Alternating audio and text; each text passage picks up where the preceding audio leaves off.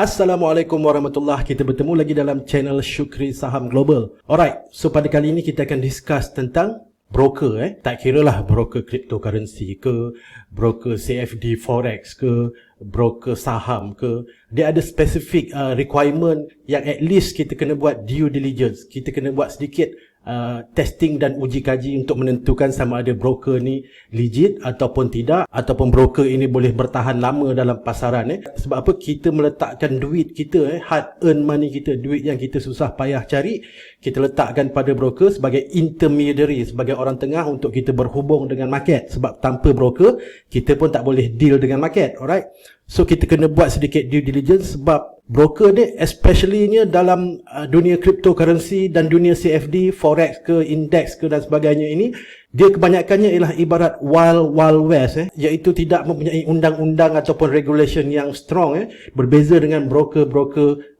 saham, dia lebih strong, dia lebih regulated, dia lebih dikawal oleh government ataupun agensi pengawalan. Tetapi broker forex dan broker cryptocurrency kebanyakannya tidak dikawal, dan oleh sebab itu potensi untuk berlaku salah laku, potensi untuk berlaku penipuan itu adalah tinggi dalam industri ini, especially-nya forex broker dan juga cryptocurrency broker. Alright, so dalam video ini saya juga nak berkongsi pengalaman saya, sebab saya dah terlibat dalam industri online trading ni agak lama jugalah, iaitu di sekitar tahun 2005 saya dah mula. Jadi ada pengalaman. So antara pengalaman pahit saya ialah apabila kena tipu dengan broker lah. Sebab tak silap saya pada tahun 2008 ataupun 2009 pernah ditipu oleh broker, yang mana broker tu tutup suddenly, tutup secara tiba-tiba. Jadi ini ialah pengalaman pahit yang memang saya sendiri dah rasa, dan oleh kerana pengalaman itu saya lebih berhati-hati dalam memilih broker supaya tidak pisang berbuah dua kali. So dalam video ini saya akan kongsikan apakah elemen-elemen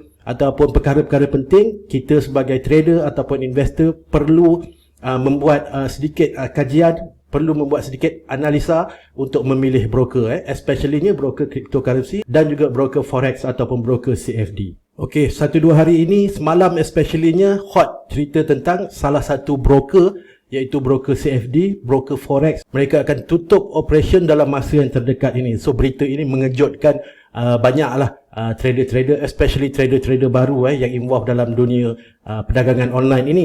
Tapi bagi saya yang telah pun melalui fasa ini, sebab berita tentang broker yang tutup ini dah berlaku di masa lepas, dah berlaku banyak kali di masa lepas, dan sekarang ini berlaku, dan di masa akan datang pun akan terus berlaku. Jadi itulah pentingnya kita membuat sedikit kajian, walaupun bukan 100% guaranteed kita akan memilih broker yang terbaik, tetapi at least kita ada sedikit panduan dalam membuat tapisan untuk broker yang kita gunakan. Dan juga dalam trading ini, dalam dunia online trading ini, kita sebenarnya mempunyai beberapa risk. Yang pertamanya ialah market risk. Kita boleh kerugian dalam perdagangan kita disebabkan oleh market risk. Meaning kita boleh loss dalam perdagangan akibat daripada market. Kita expect market naik tetapi market turun. Itu boleh menyebabkan kerugian kita.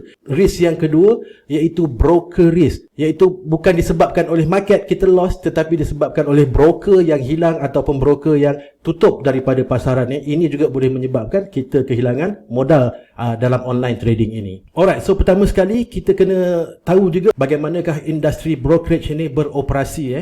Iaitu ada setidak-tidaknya dua jenis broker, iaitu satu dipanggil dealing desk dan satu lagi ialah no dealing desk. Dealing desk ini ialah broker yang market maker ataupun broker bucket shop. Iaitu broker ini kita ibaratnya trade dalam market menggunakan price yang betul, menggunakan price yang legit dalam market, tetapi kita bukan berdagang directly dengan market, kita hanyalah berdagang dalam server broker itu sahaja. Iaitu kalau kita buy, automatic broker ini akan menjadi kita punya counterparty. Dia akan sell. Bila kita sell, broker ini akan jadi kita punya counterparty, dia akan buy. Jadi ini ialah broker yang kita panggil market maker. Dia tergolong dalam kumpulan dealing desk. Dan sebenarnya adakah ini satu kesalahan? Sebenarnya tak juga. Alright, sebab broker dealing desk ini dia ialah penyedia liquidity. Meaning dia tak mengambil liquidity itu daripada market. Dia sendiri yang menjadi liquidity. Adakah ia satu kesalahan? Tidak. Ia bukanlah satu kesalahan. Ia boleh dilakukan. Cuma kita kena ingat bahawa apabila kita deal directly dengan broker ini sebagai dealing desk, sebagai market maker, meaning dia ada sedikit tendency, dia ada sedikit bias, iaitu kalau kita rugi, dia untung. Kalau kita untung, dia rugi. Jadi kalau kita ni meniaga, kita mestilah nak untung, takkan kita nak rugi kan. Jadi kita akan cuba untuk mendapatkan keuntungan. Jadi broker yang dealing desk ini, dia ialah lebih kecenderungan untuk melihat kita kalah. Sebab apabila kita kalah, apabila kita rugi, meaning broker ni untung directly, duit masuk dalam poket dia. Dan broker yang kedua ialah broker yang kita panggil no dealing desk. So broker ini sama ada menggunakan straight through processing, ataupun dia menggunakan ECN, ataupun dia menggunakan direct market access DMA. So ini ialah broker yang lebih selamat dan lebih baik untuk kita gunakan, sebab dia tidak mempunyai bias untuk kita menang atau kalah. Sebab dia hanya menghubungkan kita dengan liquidity provider. Meaning bila kita letak order buy, jadi dia akan mencari liquidity provider yang bersedia untuk sell kepada kita. Jadi liquidity provider ini boleh dapat liquidity ini mungkin daripada bank, mungkin boleh dapat daripada retail investor yang lain. Okey, jadi mereka tidak mempunyai kecenderungan untuk melihat kita kalah atau menang. Mereka lebih mengutamakan untuk menyediakan liquidity untuk kita, supaya apabila kita buy, ada parti lain yang bersedia untuk sell, dan begitu juga apabila kita sell, ada parti lain yang bersedia untuk buy. Untung atau rugi dalam dagangan kita itu bukanlah keutamaan mereka. Jadi setiap kali kita trade itu, broker jenis no dealing desk ini, mereka hanya akan mendapat commission. Jadi lebih banyak kita trade, lebih banyak mereka mendapat commission. Jadi kalau kita rugi, broker yang no dealing desk ini tidak mendapat keuntungan itu dalam poket mereka. Jadi ini ialah broker yang lebih neutral, dan bagi saya inilah broker yang lebih bagus untuk kita gunakan, sebab mereka tidak mempunyai kepentingan terhadap kerugian ataupun keuntungan kita. Dan sebenarnya terdapat juga broker jenis yang ketiga, iaitu broker yang kita panggil hybrid. Dia boleh jadi broker dealing desk, market maker, dan dia juga boleh jadi broker no dealing desk. Meaning broker jenis ini akan lihat dulu bagaimanakah performance trader ini. Sebagai contohnya, seseorang trader itu mungkin meletakkan fund yang besar, kemudian trade dengan sangat-sangat disiplin. Alright, so broker yang sebegini biasanya akan dihubungkan dengan market, dengan liquidity provider, dan seterusnya. Kalau dia tengok bahawa broker ini deposit kecil, mungkin beberapa dolar saja, dan selalunya membuat entry full margin, entah position size yang besar-besar, kebiasaannya broker akan menjadi market maker dekat sini. Sebab apa? Dia tahu kalau untung pun mungkin sekali dua, tetapi rugi lebih banyak akhirnya. Dia akan tengok dulu performance seseorang trader itu. Kalau trader ini yang jenis disiplin, kebiasaannya dihantar ke liquidity provider. Kurang disiplin, kaki entak, kaki bom, biasanya mereka akan, iaitu broker akan handle sendiri liquidity untuk trader yang sebegini. Jadi seterusnya, bagaimanakah kita boleh mengetahui broker ini jenis no dealing desk ataupun broker dealing desk? Sebenarnya agak sukar untuk mengetahui perkara ini dengan jelas, sebab kebiasaannya broker ini semua mengatakan mereka no dealing desk, STP, DMA, ECN, tetapi di belakangnya kita tak tahu apa yang mereka lakukan. Cuma sebenarnya kita boleh check kalau broker ini berdaftar dengan certain regulation body. Sebagai contohnya di CySEC, kalau broker ini berdaftar di CySEC, di Cyprus punya regulation body, kebiasaannya di dalam listing itu akan dituliskan apakah jenis broker ini. Jadi broker yang berdaftar di CySEC perlu declare bagaimanakah business model mereka sebelum mendapat kelulusan daripada CySEC. Jadi kat situ kita boleh baca dulu di CySEC sama ada broker ini ialah dealing desk ataupun non dealing desk. Dan keduanya juga ialah untuk memilih broker ini, seboleh-bolehnya kita menggunakan broker yang mempunyai regulation yang kuat. Sebagai contohnya regulation daripada CySEC tadi, daripada Cyprus, ataupun kita menggunakan broker daripada regulation Australia, daripada ASIC, ataupun kita boleh menggunakan broker yang berdaftar dan regulationnya daripada UK, iaitu FCA, ataupun daripada US, broker yang berdaftar dengan SEC ataupun CFTC. Begitu juga di Switzerland ada FINMA, dan broker daripada Europe seperti regulation daripada MiFID. Jadi ini adalah contoh negara-negara yang mempunyai regulation yang agak baik untuk memastikan broker-broker yang berdaftar dengan mereka mengamalkan operation bisnes yang bagus dan tidak menipu.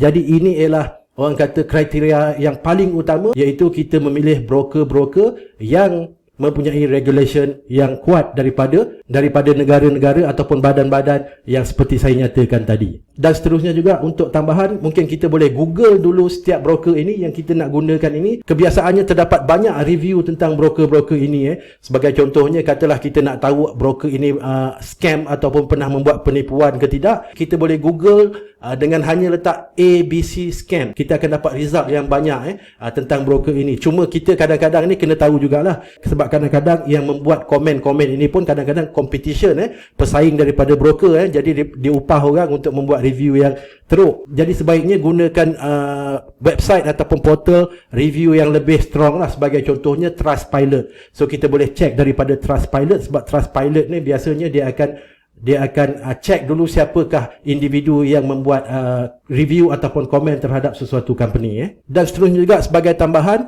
kita juga boleh tengok trading condition yang disediakan oleh broker ini. Bagaimana dengan spreadnya? Adakah spreadnya besar? Adakah spreadnya kecil? Kalau boleh kita nak spread yang kecil. Spread ini ialah ibarat kos kita melakukan perdagangan.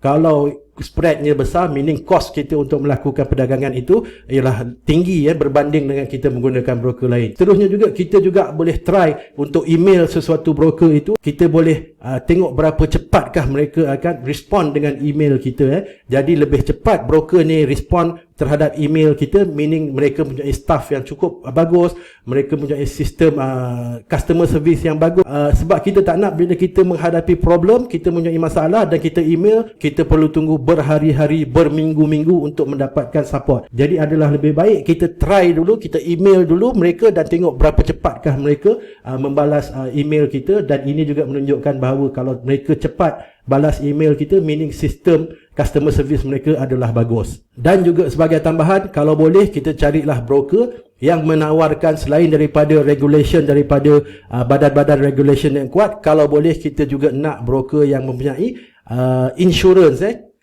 keselamatan dana terhadap fund daripada investor, daripada pelanggan. Sebab kadang-kadang apabila berlaku kebankrapan ataupun berlakunya saman terhadap sesuatu broker dan broker ini collapse, kita boleh mendapatkan pampasan daripada pihak ketiga, iaitu pihak insurans yang underwriting terhadap broker ini. Sekiranya berlaku sesuatu terhadap broker ini, membuat tuntutan fund kita semula daripada broker. So ini juga sesuatu yang sangat-sangat critical, sesuatu yang sangat-sangat penting. Periksa dahulu sebelum memilih sesuatu broker. Dan juga yang terakhir yang mungkin saya boleh kongsikan ialah kita cuba elakkan broker-broker yang berdaftar di negara-negara ataupun tempat-tempat yang regulationnya sangat-sangat rendah, sangat-sangat tidak berwibawa. Sebagai contohnya di negara-negara ataupun kepulauan offshore, di Panama, di Cayman Island, di Costa Rica, di Dominica. Sebab apa?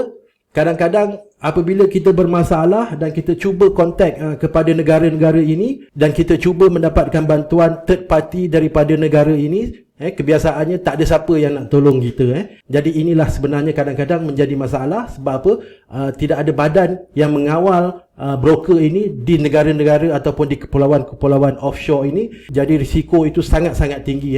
Maybe kalau kita nak cuba fund yang kecil-kecil $50, $100, itu mungkin tak jadi masalah lah. Dan kalau kita ni big investor, $100,000, $50,000, even $10,000 pun, jadi risiko itu kita kena ambil berat. Kita kena minimizekan risiko itu. Jadi itulah sedikit sebanyak tips yang saya dapat kongsikan. Sebab untuk trading ini, untuk profit ini sebenarnya dah cukup susah. Kadang-kadang kita buy, dia turun, kita sell, dia naik. Itu dah cukup susah untuk kita membuat profit. Jadi kita tak perlukan lagi kesusahan itu dengan kesusahan yang dilakukan oleh pihak broker. Cukuplah kita susah untuk untung dengan market, dan kemudian kita tidak perlu fikir ataupun tidak perlu pening dengan karenah broker. Jadi itulah sebabnya kita perlu membuat sedikit due diligence sebelum kita memilih sesuatu broker.